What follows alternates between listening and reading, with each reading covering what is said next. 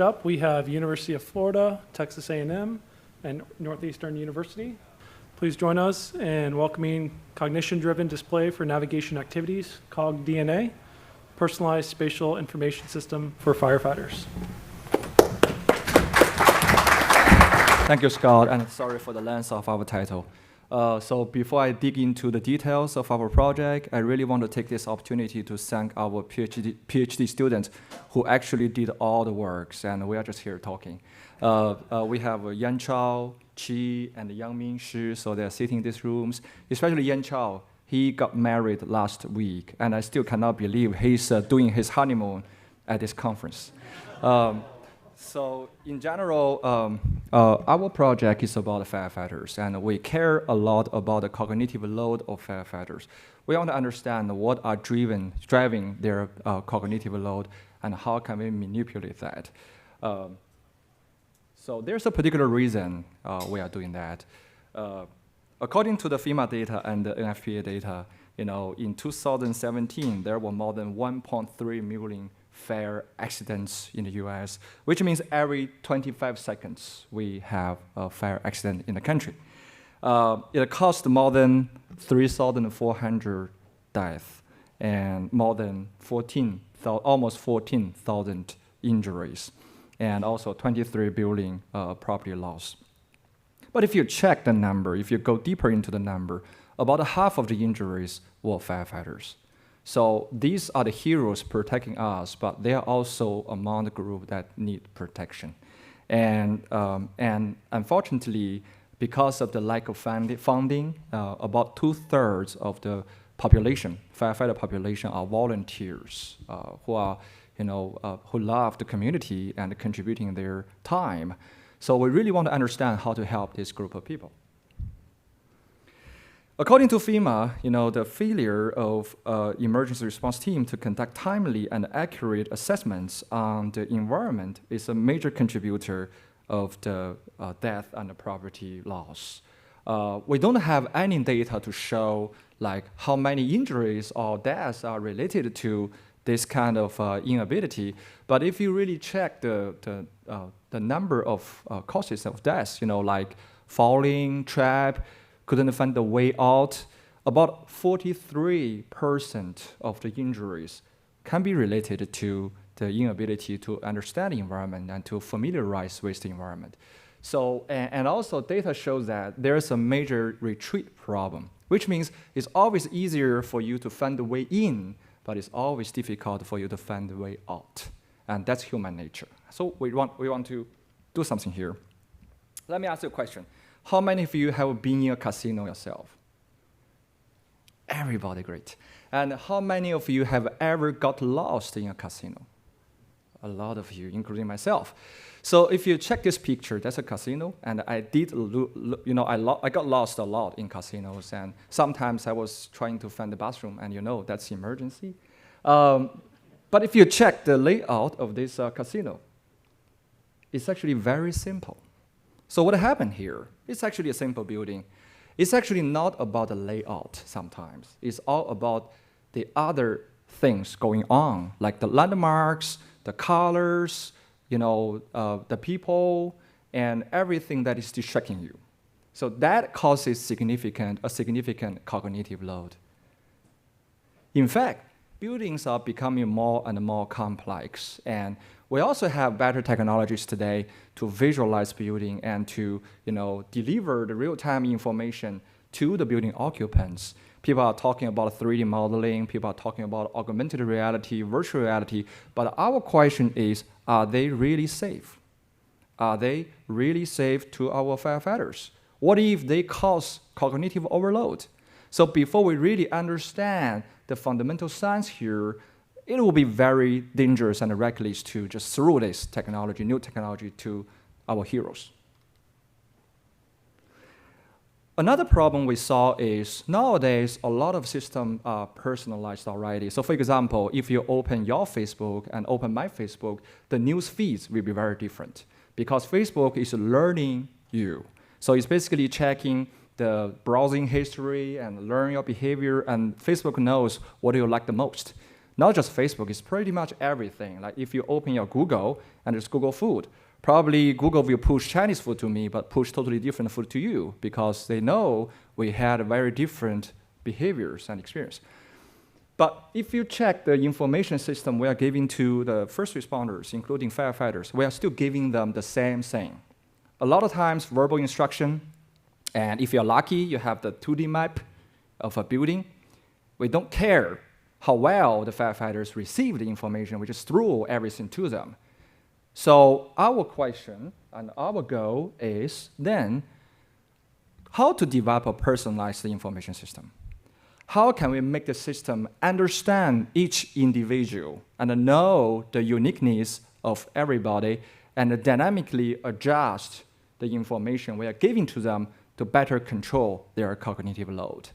So in order to achieve this goal, we are doing 3 things. And by the way, this is a 3-year project, and we're at the end of the first year. So the objective 1 is we want to develop a really good VR training platform. So in the future, fire departments would love to use our VR training platform. But meanwhile, we are we're collecting data, personal data from the firefighters and the training, so we can better understand their behaviors, reactions to different scenarios. And the second phase, which is a major task for our year 2 activity, is we want to do a whole lot of experiments. We want to collect your personal data, including your neural activity, your body motion, your gaze focus, and we want to build a personal model, which we call information personality, to study you and to see what you like. And the year 3 is we want to prototype something. And it should have the real-time analytics function. So it can monitor your cognitive status, do the calculation, and adjust the information all on the fly in real time. So what I'm going to present here is what we have done in year 1 and our plan for year 2 and year 3. So like I mentioned, year 1, we want to develop probably the world's best VR training platform for firefighter training. I have some quick videos to show. Like this one, it's an operation room. Actually, we simulate some. This should be some sound here, but I can just talk. So basically, we simulate the fire hazards, like smoke, fire, explosion, and meanwhile, like this one, it shows the explosion. Yeah, like water leak.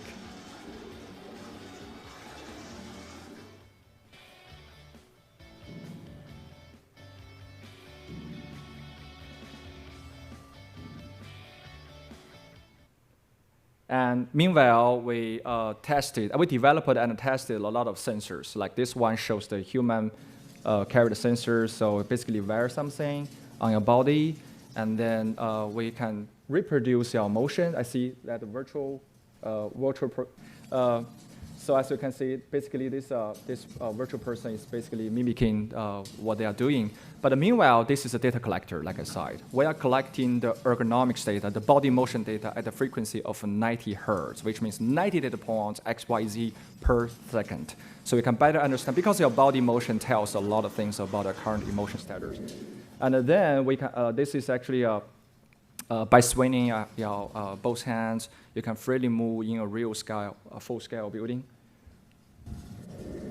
And this is the data we collected. We actually have the function to visualize the collected data. We save data as an Excel spreadsheet. We can also replay the data. And so the trainers can better understand what's going on. And if you apply some statistics, you can see where these people were looking at, and like the density of their focus, attention, how fast they move their eyeballs. All the things are related to their cognitive status.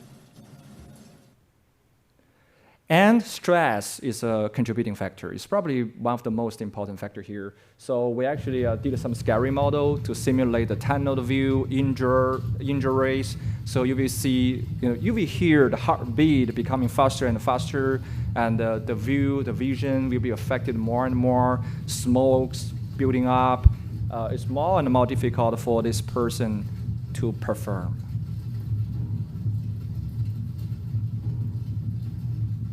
What you're hearing here is actually the heartbeat.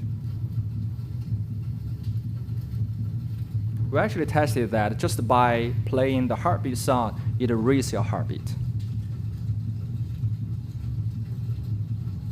And by the way, we have a demo next door right after this presentation, and we do have every model. If you want to try them, you're more than welcome to try that yourself. And in order to make it user-friendly, we actually, last year, we talked to a lot of fire chiefs, and one thing they say is the fire simulators are very difficult to use. And you have to set up like 200, 300 parameters to make a simulator to use. And a lot of times, you don't have the real-time adjustment of the simulators. So we heard that, and we developed some cool stuff. As you can see, this is iPad. And it's very simple. It's probably the world's most elegant and simple UI you have ever seen. You can basically change the size of the smoke, the speed of the circulation, the color of the smoke. For example, you can simulate different phase of a fire accident, black smoke, darker smoke, white smoke. You can easily just change that like this. Lower smoke, faster, lower. And the beauty of this one is totally wireless. It's IP-based, it's internet-based. So if you tell me your IP address, I can control your computer. I can change the simulation on your computer in real time.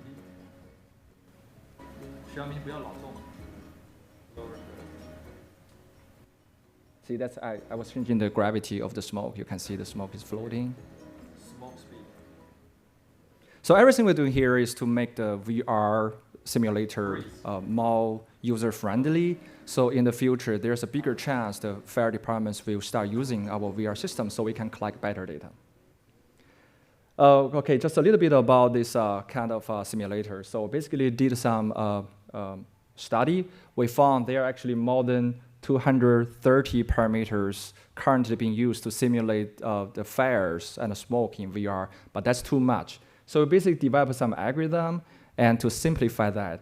And the end result is just about 14 parameters. So what we found is very effective to simulate pretty much all kinds of fire accidents with just 14 parameters.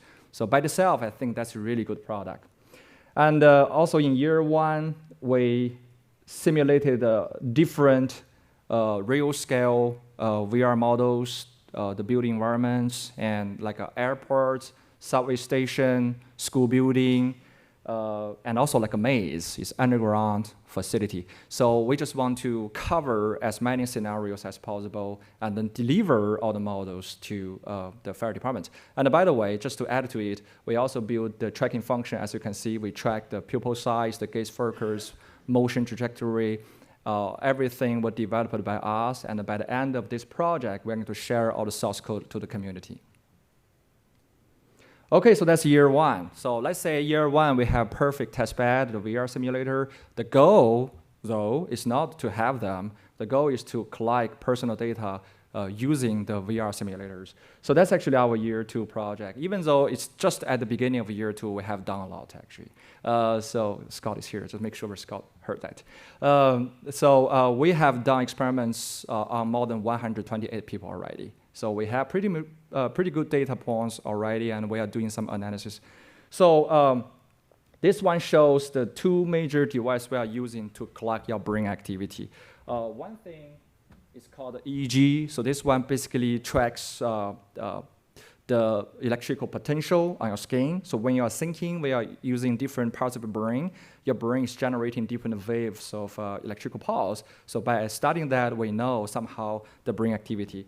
And we also discovered a newer technology called FNIRS. So this one is shooting infrared light into your brain, about 2 to 3 centimeters deep. And then by tracking how much light is absorbed by your brain, we know how much oxygen you are consuming at that moment. And somehow we can map how blood is floating in your brain. We also have, like I mentioned, some trackers that wear on your body. And this one is able to collect your body motion data at a frequency of 90 hertz. So by the end of year two, we want to build something like this. It's something we call information personality. So what is information personality? We believe two things are driving the cognitive load. One is the format of information. Verbal instruction, 2D map, 3D model, virtual reality. They are talking about the same content of information, but in different formats. But meanwhile, the content of information, what we are delivering to the firefighters, are also another contributing factor. So our hypothesis is, by plotting the information format and information content here, and the z-axis is the cognitive load, we will have a landscape. And each person has a different, unique landscape. So if we have enough data points, you can imagine we will have a continuous landscape here. So if I know your cognitive load is high here, then I know how I should adjust the information I give to you. Either the content I gave to you, or the format I gave to you, the same content, or a combination of both. Now the question is what to control. Just remember the two major things I'm talking about, the content and the format. It's based on theory. Sorry, our presentation has 2 dots, and here's the second dot. We have so many different ways to show you the way, like to show you the building, how building looks like. But according to spatial knowledge theory, there are fundamentally just 3 things. One is called a landmark. The second one is called route knowledge. The third one, which we call survey knowledge, is more like a map. It shows that people tend to use one of the 3 strategies here to build a knowledge about a building. So for example, my wife is always or only using landmarks to remember a building. So I was always thinking if I change the color of the curtain at home, she could get lost at home because she only relies on landmarks. Make sense? And the route knowledge, you start to think about turning left, turning right. So if you are going to this hotel, it's your first time being here, you try to find your room, and then you start to think, I remember this is the elevator, but then I turn right and then turn left, and then somehow I can find my room. That's called a route knowledge. And we say the highest knowledge, or the knowledge contains the most spatial information, is called survey knowledge. You are actually building a map in your mind. Just think about your hometown. You probably know somehow the grocery store is here, shopping mall is here, movie theater is there. So you actually have a map in your brain. So it doesn't matter what kind of spatial information or wayfinding information we are giving to the firefighters. Just keep in mind, they are relying on just one of the 3 strategies to build their knowledge. That's about the content we are giving to them. And the second dimension is for each of the content, you also have different ways to give to them. So for example, landmarks, I could use verbal instruction, find that green planet or the blue curtain, this and that. Or it can be like spatial information, visual information like pictures, right? Or like a 3D model, VR model, or other type of thing like haptic, other sensory information. So actually there's another theory called the multimedia learning theory. It talks about how different types of information is affecting your brain function. So now think about that you have 2 dimensions. One is content, the other one is for each type of content you have different formats. And if you plot that, that's your information personality. If you imagine this is a matrix, then we got to be able to find an area that works to you, and not just work to you at this moment. We know that you will be different. So for example, when a person is more nervous, that person tends to switch from verbal instruction to visual instruction. Make sense? Like if you're a first-time driver and your wife keeps talking to you, you basically don't pick up what she is saying, right? Because you're so nervous. So which means the best combination of format and the content should also change during the mission. We want to understand that.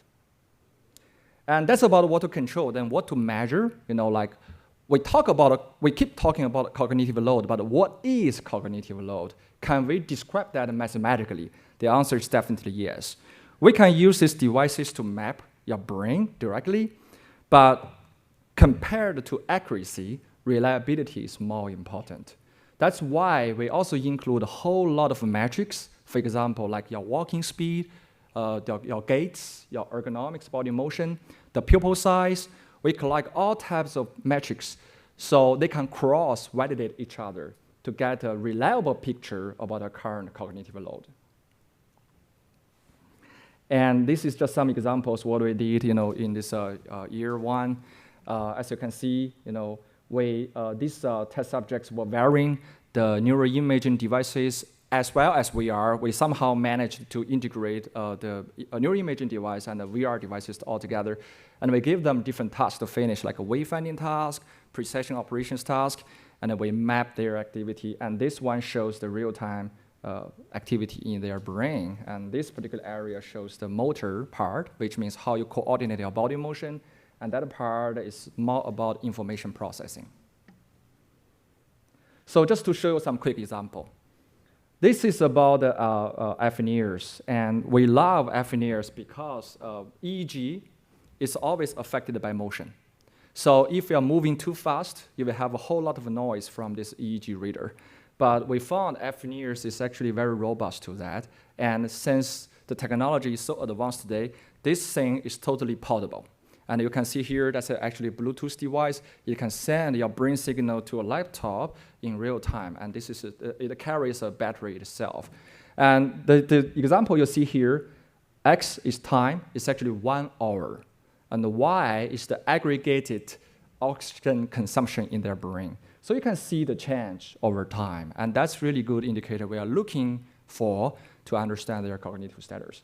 And this actually shows the principle of these FNERs. It's just infrared, and it's totally safe, guys. So one thing we discovered fairly interesting is, when we are receiving information, it's actually the combination of a lot of basic information, which we call base stimuli. So let's say I gave a person some instruction. The instruction itself contains like numbers, some symbols, directions, or some dialogues. If you decompose the information you're giving to people, you're basically talking about like numbers, letters, words, meanings. So our hypothesis is, if we keep giving the person the same type of information and observe their brain change, can we see identifiable difference? If the answer is yes, then when we see a person's brain activity, we can somehow know what kind of information is being overloaded. Make sense? Originally, people keep thinking cognitive load is one piece of a thing, and if this person is tired, let's lower down everything. No. Let's see what kind of information is overloading this person. And we only turn down that type of information, And so from here, you see that's also 1 hour worth of data, and we basically collected the representative brain activities. We see if we keep expose this person to the same type of information, can we overload this person, and can we see the brain activity difference? And the answer is, based on 16 people, the answer is very satisfactory. We have more than 90% classification accuracy now, which means just see your brain image, we can somehow say, hey, you are overloaded by 80% letters and 20% visual information.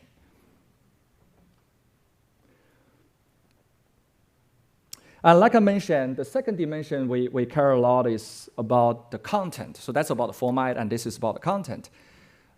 Quiz time. We have done an amazing experiment. We just started the experiment. We have about 10 people finish the experiment, and we gave them landmarks, routes knowledge like turn right, turn left, and also survey is the map of the maze. And we gave them the task to find the 3 missing people.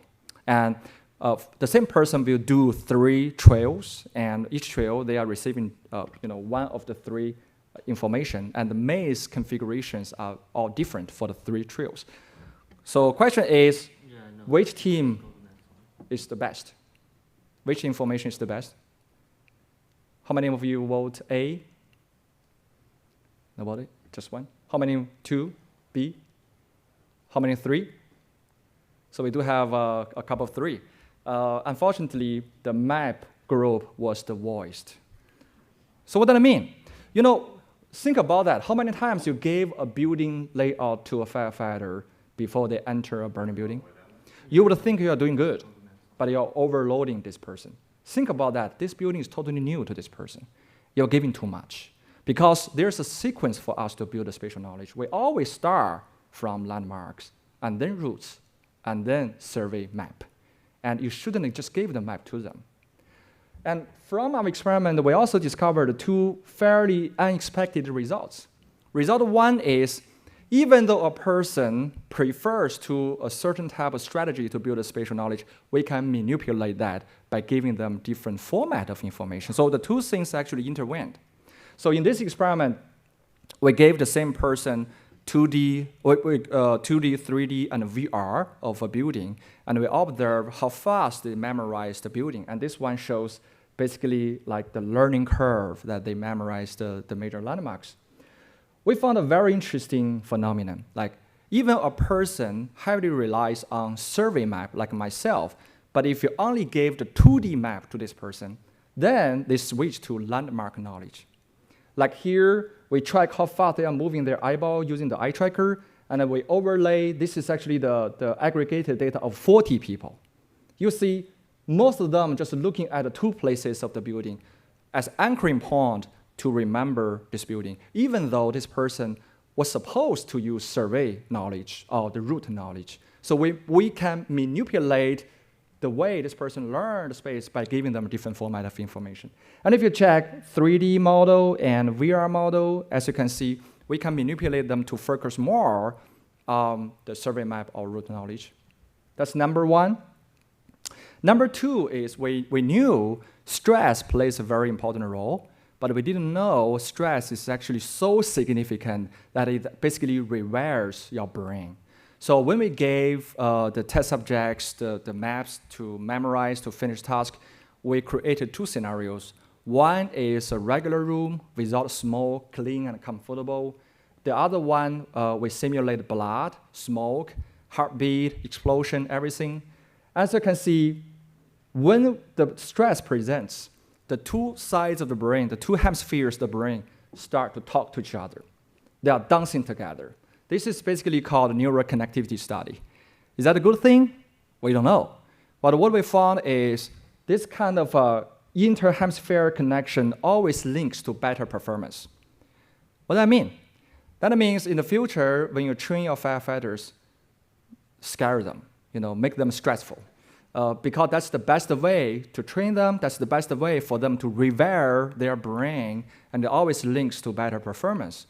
So stress is important. It's not only important for them to prepare for the voice, but also important for them to build up their knowledge and build up their brain. And that's about what to control, and once again, what to measure. How do we measure cognitive load? I just want to show you the 2 examples using FNIRS and EEG. And this graph, the blue curve shows the real data of your oxygen consumption in just one area of your brain. And the right line shows the predicted value. So as you can see, by observing your oxygen consumption in certain area of the brain for a period of time, we were able to predict the up and down, major up and down of your brain oxygen consumption. That's cognitive overload. It's possible, theoretically, to predict the tipping point of your cognitive load based on data. And this is the result using EEG. EEG is more about the frequency. When you are sleeping, your brain is generating a certain type of frequency called alpha wave. But when you're alert and you're nervous, you're focusing, your brain is generating something called theta. And so we basically create an indicator, very simple, just the theta, the energy of theta divided by the energy of alpha. And we see if that kind of indicator is strong enough to predict cognitive overload or the tipping point, and the answer is yes. So here, everything above this line shows cognitive overload, and everything below this line shows a regular situation. And each dot here is just the ratio, theta wave divided by alpha wave. And once again, we tested if different types of information, different formats of information can generate different cognitive overload patterns. And once again, the answer is yes. We expose them to letters, numbers, orientation information, shapes, colors, mix of information, and we observe the chance that it will be overloaded for the same amount of time. And you can see the patterns are very different. What does that mean to us? Again, that means information system must be personalized and also must be dynamic. We have to closely monitor your current cognitive status and adjust the information we're giving to you. So that's objective 2. And objective 3 is if we are able to build a personal model, and then by the end of the project, we will prototype something. And basically this system monitors different areas of your brain and calculate what kind of information or what content of information is overloading you. And based on your information personality model, like this one, sorry. Based on your information personality model we collected from the VR training platform, we know how to move you from the peak of your cognitive load landmark to the valley of your cognitive landmark. We know the most efficient way of doing that. So like I said, we hope we can do it, but we also discovered some unexpected difficulties of that, and the difficulty comes from ourselves. People are so complex. You would think you will see the same pattern on the same person, but the answer is no. We monitored the person yesterday, the same person today, you will see whole different reactions. Maybe this person was drinking too much coffee today, or maybe he had a bad mood last night. Everything can affect you. And the only way to get a personal model is to test the same person over and over again, probably for a year. So the challenge is, it's very easy to find a graduate student to do that, but it's very difficult to find a firefighter to commit a whole year on this project. So we do need your help. If you're interested in this kind of project and you volunteer your time and contribute to knowledge as well as the community, please contact us and we have a whole lot of fun for you. Finally, special thanks to our collaborating partners, DoD Fire Academy, Boston Fire Department, College Station Fire Department, TEACS. And in the last year, we were having a lot of fun with the public safety organizations, the community. And finally, our team. My name is, I should have just introduced myself at the beginning, but my name is Eric Du. I'm currently associate professor at the University of Florida. Patrick Sugarman, our co-PI on this project. He's the department head at Texas A&M University. Dr. Ran Wang and Dr. Yinzi Lin. They are Dr. Yinzi is professor of mechanical and system engineering at Northeastern University, and Ran is assistant professor in civil engineering department. All right, thank you. Now we are open to your questions. Yeah. Is the longer-term goal that you would capture enough pattern information that you could apply it to firefighters without having to have each agency test their own people? I mean, right now you're determining how to project when a cognitive overload may occur, right? So is that sort of where this is headed, that you'll determine how it could be applied sort of to groups? Unfortunately, the answer is no. Basically, we are talking about a personalized model, not a generalized model. So that's why we need to develop a protocol, like a training protocol. And so in the future, the fire departments can collect data for us.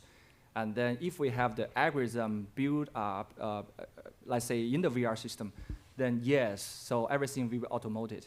But I don't think we will have a generalized model that will work for everybody.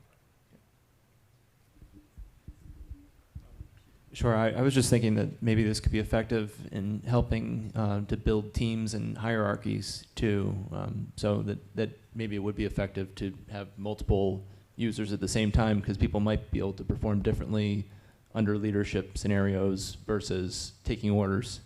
Yeah. So I was asked to repeat your question so they can record everything and publish online. So the question was about have we ever considered a multi-user scenario and like a team scenario, and like somebody's playing the leadership and how that is affecting this kind of results?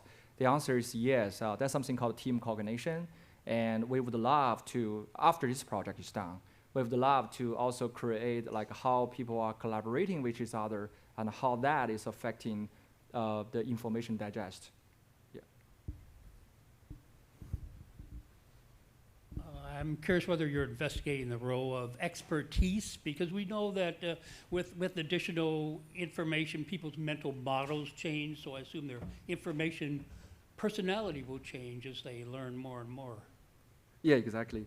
So the answer was about have I ever considered the expertise, like experience level, how that is affecting the result. So I just want to quickly show you a figure here. Yeah. So if you see this, this part of figure is too small, probably. Yeah. So basically, you see these two curves, right? Different colors. Just pretend you see that. Okay. So you see that gap. So basically, one curve represents the oxygen consumption that you are very stressful, and the other one shows the regular situation. What we found, you know, if you train a person in this regular environment, you probably will see very similar curve. But when you expose this person in a very stressful situation, then you start to see the change in their brain activity. And the gap is very different. One of the fair chiefs that we were working together actually mentioned a really good point. That gap by itself is a good indicator. It shows that this person performed well during the training, but when we put this person in the real fire accidents and this person just basically stressed out, it's all because of this gap. So the answer is yes. You know, definitely if we measure the gap here, we probably can see the learning effects. We can also see the impacts of expertise and experience.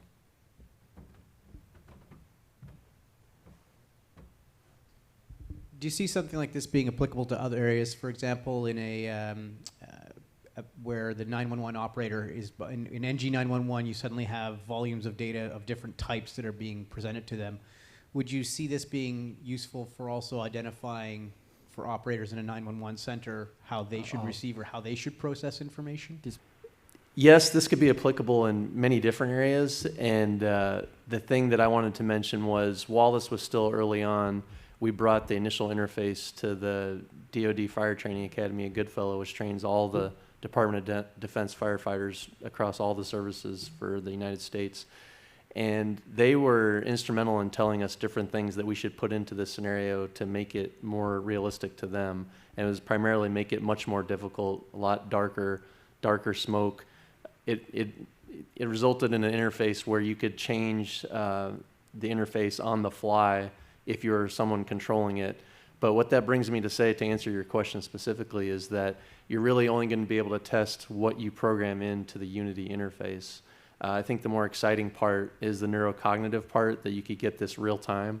But as far as training, it's only always going to be as smart as whatever it is. So you're going to have to create an entire interface surrounding a 911 operator. But yes, it most certainly would be applicable. It would just take more work to customize it. So I understand that this is per person, so it's individual. But are you seeing patterns across individuals so that one could I know you're not looking for a generalized model, but are there patterns that one could move toward to move to this general model? I mean, there has to be some pattern, right? No? Yeah, actually, yes. The answer is definitely yes. Well, when we did something called ANOVA analysis, so we compare different groups, and yes, the statistical results were very strong. It shows that, you know, by giving this type of information or this kind of information to the group of people, they tend to behave similar. So that's for sure.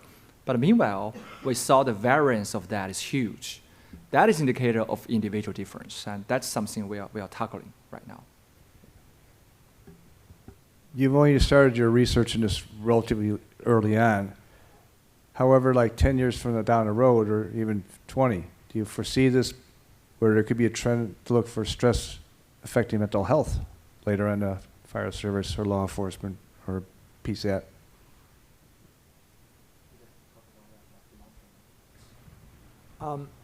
Yeah, I think that's actually why we want to focus on individualized. We call it CogDNA. We call it cognitive personality, just because we want to continue building on the data to work with individuals and identify patterns.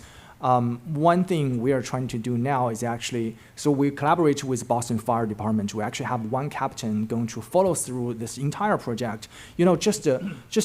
We test on different subjects, but then we also follow through with one individual to hopefully to gain more insights. Whatever knowledge, whatever insights we built through this experiment, hopefully can be extended.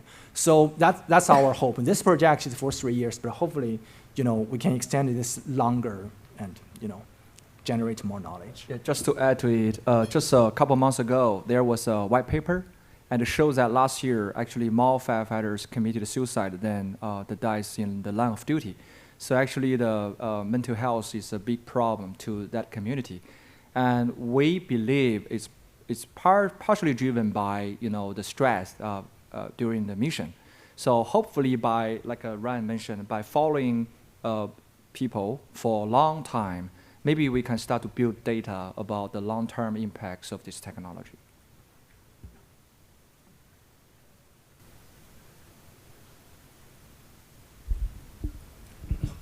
So I've got a question about the series of, thank you, the studies that you presented. So when, so you mentioned that you were manipulating information content and format. And so with format, it was like verbal, visual, or can you provide a little more details on that? And then when they were in there and doing that wayfinding or task, what was the protocol? Yeah, actually, it's different ways to show the same information. So for example, if I want to find a room, I can tell you that's a 302, or I can tell you that's the blue door on the second floor, or I can tell you it's the second door from the elevator. So we have different ways of showing that. Or I can just simply show you a map, a picture of that.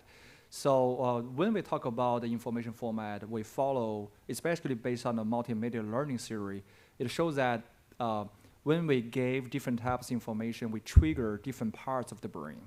And that's how they classify the formats of information, and we use their framework to do that.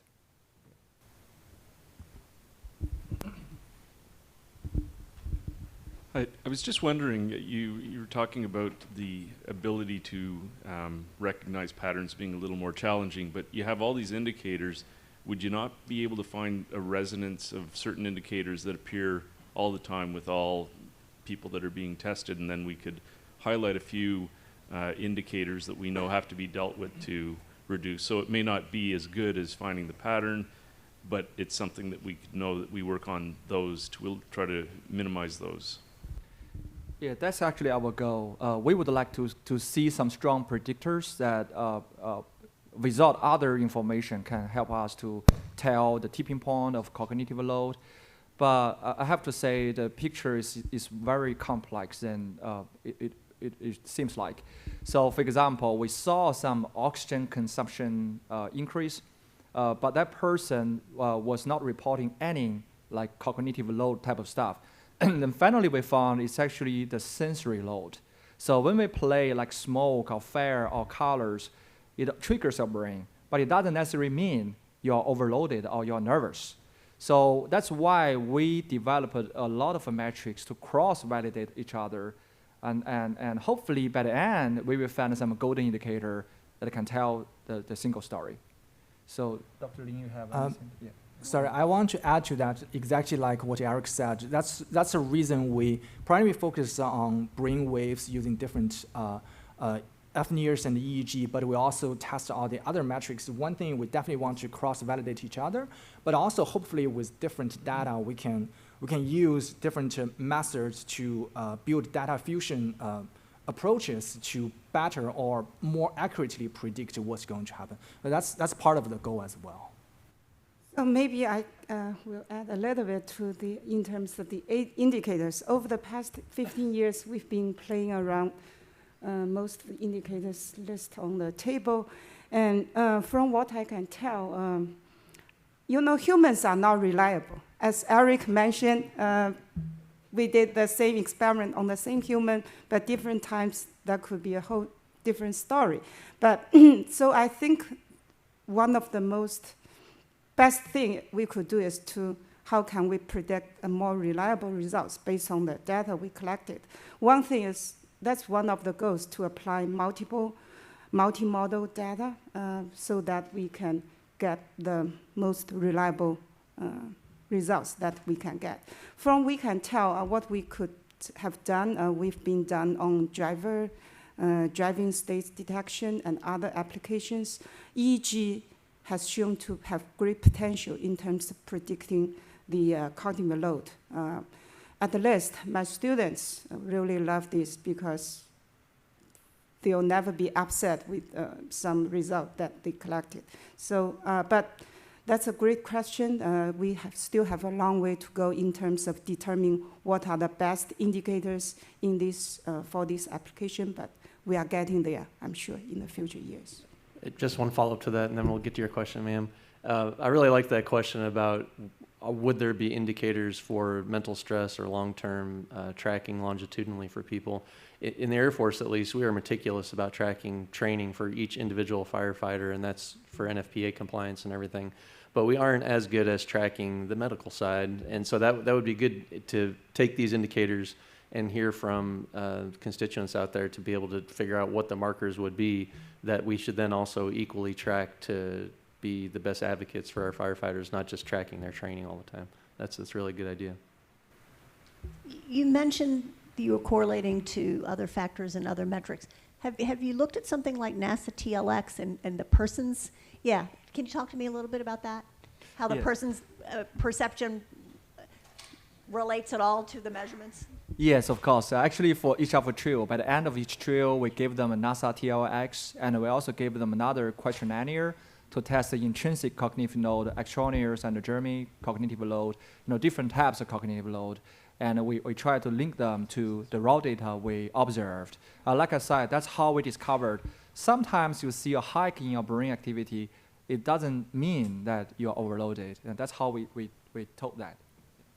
I want to add one thing that we have been primarily focused on talking about developed platforms, the environment, as well as data collection and data processing. But actually, in this process, a lot of cutting-edge technologies or methods has been used. We're actually dipping into the newly developed deep learning, machine learning algorithms. We're actually using recursive neural networks to help us to, those methodologies are not available before. So even fusing and cleaning all the data is challenging. But now the technology are catching up, the methodology are catching up. So we are able to actually do a lot of these things now.